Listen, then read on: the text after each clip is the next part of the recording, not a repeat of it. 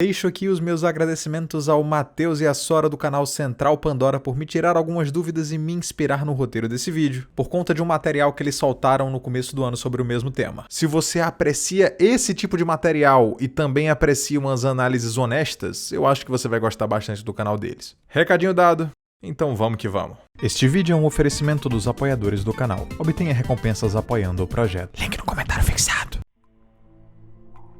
Tava tudo lá. Absolutamente tudo. Cada regra, cada protocolo, tudo aquilo que deveria ter sido feito nas ocasiões A, B e em cada um de seus planos subsequentes. Tudo aquilo foi documentado e ficou famoso. E demoraram 30 anos pra gente perceber o erro e começar a correr atrás do prejuízo. E aí pessoal, CodeHack aqui. E hoje eu trago um material um pouco diferente do habitual para vocês, num pequeno ensaio do que vai ser o vídeo sobre a glória e queda do Japão, pelo motivo de porque sim, e porque alguns apoiadores do canal me pediram também. Portanto, considerem este vídeo, depois de 3 anos fazendo conteúdo para cá, a primeira análise realmente séria que eu publico aqui. E como eu sei que talvez isso traga algumas consequências, eu queria pedir para vocês um favorzinho. Se você puder deixar o seu like, comentar aqui embaixo e enviar isso aqui não para um amigo seu, mas para o maior número de pessoas possível, já que o assunto é bem importante e bem interessante também, eu vou ficar muito grato. No mais, vamos começar do começo.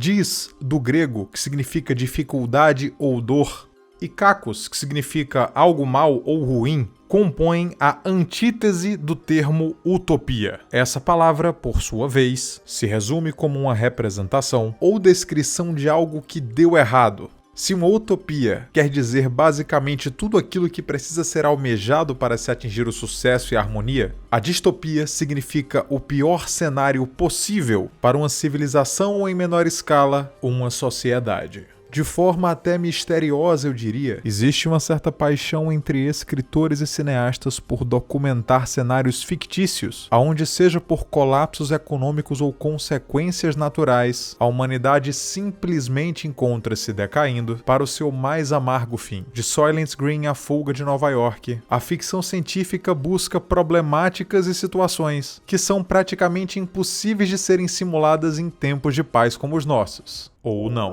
Considerada a primeira obra distópica, O Senhor do Mundo, de Robert Benson, de 1907, conta a história do anti-JC, tentando popularizar uma filosofia denominada de humanismo, que tomava forma e angariava as massas, em uma era onde toda e qualquer espiritualidade transcendente era condenável. Coincidentemente, Francisco e Ratzinger chamam essa obra de profética. Então, se eu fosse você, eu seguiria o conselho da voz no começo do vídeo. Avançando um pouco para os anos 70 e 80, aonde essas obras literárias ficaram infinitamente mais famosas por conta das adaptações para o cinema, 2 filmes, lançados ambos em 1987, com pouquíssimo espaço entre eles, me chamaram bastante a atenção. Não pelos seus efeitos práticos elogiáveis, muito embora eles sejam muito bons, mas pelo subtexto presente nas duas obras, onde gigantescas corporações, mídia e controle andam de mãos dadas, trabalhando como vilões em seus respectivos filmes. Inclusive eu chamo esse tipo de regime de corporocracia, onde essas corporações, além de praticamente manipularem a realidade, através logicamente do controle do entretenimento, ditam o que pode ou não ser aceito pelo povo, que simplesmente tem que concordar porque não existe outra escolha. Absolutamente nada parecido com o que a gente vê por aí hoje em dia. A obra O Concorrente, escrita em 1982 por Richard Bachman, que era nada mais nada menos do que um pseudônimo de Stephen King, que junto de uns caras como Ray Nelson e John Carpenter,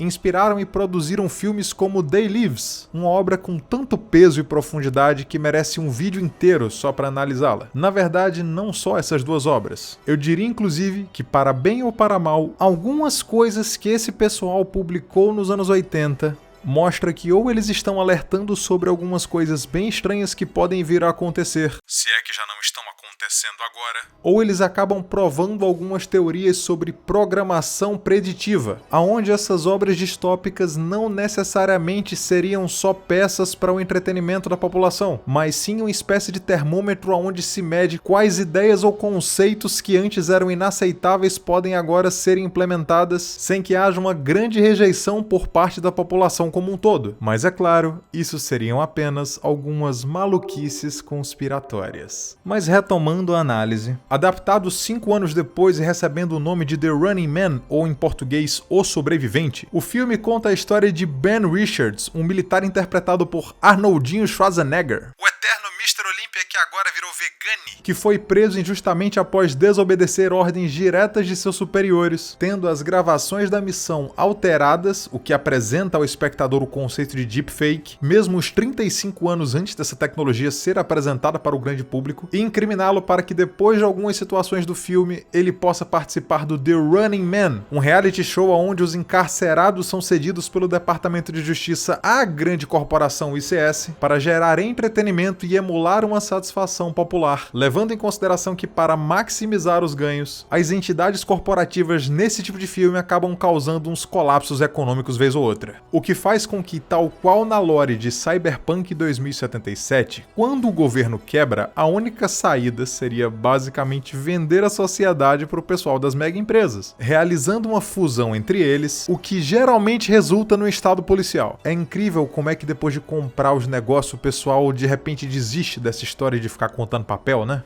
O enredo de The Running Man é bem semelhante ao do filme do mesmo ano Robocop, O Policial do Futuro, dirigido por Paul Verhoeven e que tem uma visão um pouco mais satírica desse tema. Na história, o policial exemplar e pai de família Alex Murphy é encurralado em um churrasco e acaba sendo, entre aspas, revivido pela tecnologia da OCP em um projeto para se tornar tecnicamente o agente da lei perfeito. Isso é claro no papel porque no filme inteiro fica muito claro que esse projeto foi feito com o único intuito de tentar maquinalizar aqueles que por obrigação moral e social deveriam proteger as pessoas para agirem inteiramente pelos interesses da OCP, que assim como a ICS, a Cyberdyne, o Grande Irmão e quase toda figura antagônica de distopia, quer controlar absolutamente tudo para através disso também exercer controle sobre o cidadão comum.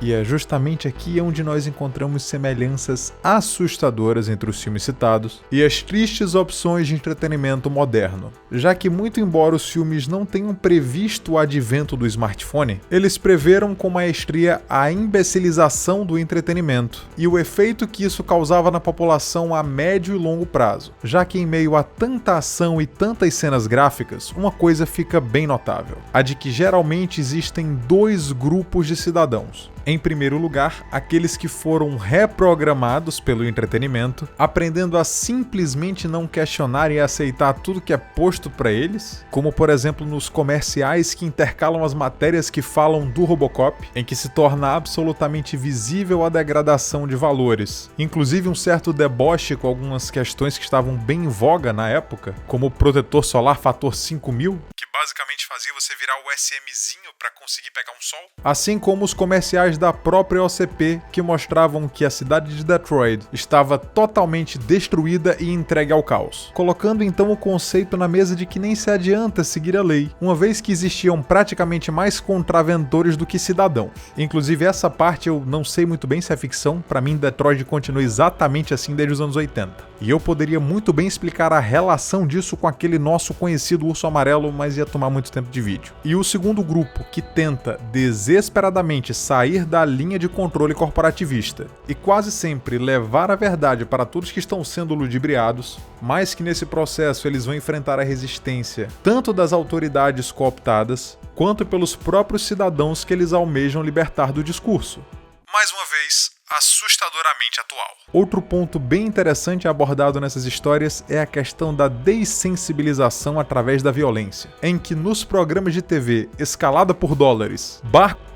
e no próprio The Running Man, assim como a forma caricata a qual os jornais de Robocop tratam qualquer tipo de desgraça, como se fosse algo corriqueiro ou até mesmo engraçado, refletem de uma forma assustadoramente real como está a cabeça das pessoas atualmente, já que não só em elementos presentes em nossa sociedade como a cultura do cancelamento, onde pessoas nem sequer sentem remorsos a retirar o ganha-pão ou qualquer outra oportunidade de sustento de alguém que desobedeceu alguma regra imaginária, como a própria falta de reação do pessoal mais jovem ao visualizar conteúdos que facilmente chocariam seus pais e avós, causando muitas vezes algum trauma psicológico, somente são possíveis justamente porque, para conseguir mais audiência, principalmente na época do entretenimento rápido, em que já foi explicado alguns vídeos atrás o mal que causa tanto a questão da saúde psicológica, quanto a danos e distúrbios na própria estrutura neurológica e química do cérebro, precisam cada vez mais ir mais longe para conseguir concorrer com os milhares de outros conteúdos disponíveis online e offline por aí. Isso tudo porque não existe um freio moral nas pessoas que produzem esse tipo de mídia, assim como também não existia na OCP e na ICS. E a conclusão que eu sinceramente chego com isso é que se não existe alguém bom, ou pelo menos com valores razoáveis por trás da produção desse conteúdo, a tendência será em algum momento chegar ao caos. Porque muito embora essa informação não seja repassada ao grande público, afinal de contas isso acabaria com muitas mídias do dia para a noite, não importa o quão bobo possa ser algum conteúdo que você venha consumir, isso vai estar te influenciando de alguma forma. E que características pessoais como os seus gostos e comportamentos também tenderão a ser modificados com o passar do tempo. Todo e qualquer hábito que você tenha, mesmo os não ordenados, tem impacto na sua vida e na da sua família e acabam, quer você queira ou não, influenciando na sua personalidade e mais cedo ou mais tarde te modificando como pessoa. Por isso eu digo que nós aqui da América do Sul não estamos em um problema tão gigantesco quanto o pessoal lá de cima. Porque mesmo com dancinha da garrafa em tarde de domingo, o Luciano do Grande Septo humilhando pessoas que só queriam uma reforminha ou tentar dar uma recalchutada no seu carro, e toda a programação no decorrer da nossa história televisiva que exigia poucas peças de roupa e pouco esforço para escrever um roteiro decente, ainda assim nós possuímos uma ou outra pérola como as vinhetas de Natal do SBT, ou um ou outro biólogo levando o bicho para um programa de auditório, que evitaram durante muito tempo a grandíssima febre dos reality shows, que na minha opinião acabaram abrindo portas para porcarias como TikTok, Quai e qualquer outro tipo de material que se encaixe no que eu venho falando nesse vídeo até agora.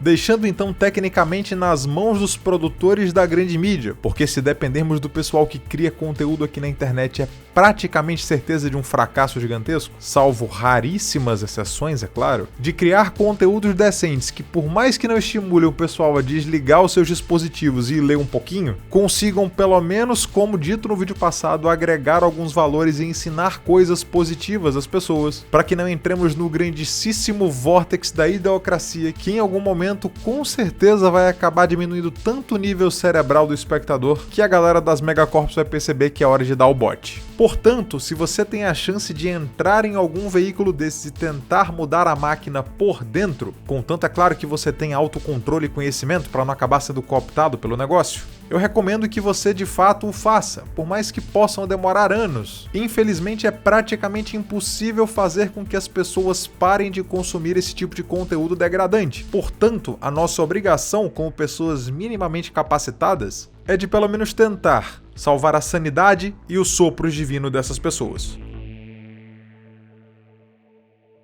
Eu sou o CodeHack, muitíssimo obrigado por ter visto esse vídeo até aqui. Esse provavelmente foi o vídeo com edição e com roteiro mais diferente que eu já fiz. Vocês viram que foi um negócio bem mais sério, mais analítico e tudo mais. E eu espero que vocês possam aproveitar o que eu aprendi fazendo esse daqui para aplicar no documentário que eu vou lançar, se Deus quiser, no final do ano. Esse pessoal, gente boa que está aparecendo agora, são os apoiadores do mês. E para o pessoal que está me perguntando se é a mesma lista 3 semanas, sim, é a mesma lista, porque eu só atualizo aviso quando fecha o máximo de pessoas que vai lá para dia 28 ou 29. Lembrando que se você quiser apoiar o canal para ter, além de algumas recompensas como podcasts e vídeos exclusivos, o Discord secreto daqui do canal em que eu consigo trocar uma ideia melhor com vocês e tirar qualquer dúvida, as campanhas do apoiocoletivo.com/codehack estão à disposição aqui no link do comentário fixado, ou se você preferir, vira membro aqui no YouTube, que a partir de uma certa quantia também tem acesso ao Discord. No mais, eu realmente espero que vocês tenham gostado e a gente se vê numa próxima. Até lá!